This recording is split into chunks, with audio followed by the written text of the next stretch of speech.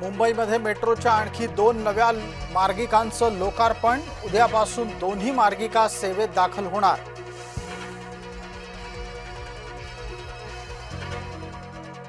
देशातील सर्वात लांब ठरलेल्या दुहेरी बोगद्याच्या कामाचा शुभारंभ। ठाणे बोरिवली या दरम्यानचं अंतर कमी होणार।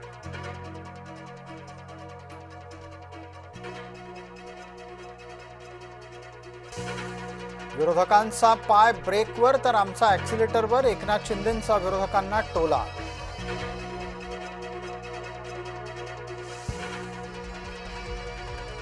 बारामती पोटनिवडणूक काँग्रेसनं बिनविरोध करावी, देवेंद्र फडणवीसांचं वक्तव्य।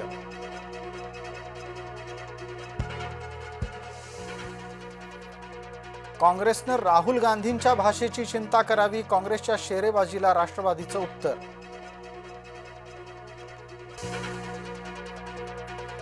काँग्रेसवरील टीकेनंतर पार्थ पवारांचा काँग्रेसवर परत पलटवार। भाषणातही न देता येणाऱ्या डाऊनफॉल बाबत न बोललेलंच बरं।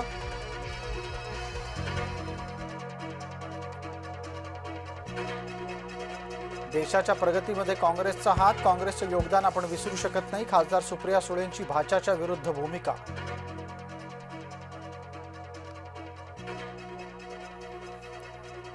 बारामती पोटनिवडणुकीच्या निमित्तानं काँग्रेसमध्ये फूट। सुनेत्रा पवारांच्या विरोधात उमेदवार दिल्यानं काँग्रेसमध्ये नाराजी।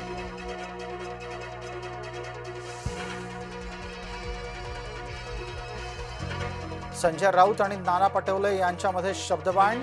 वैचारिक गोंधळ टाळण्यासाठी वाचन वाढवण्याचा नाना पटोलेंना राऊतांचा सल्ला।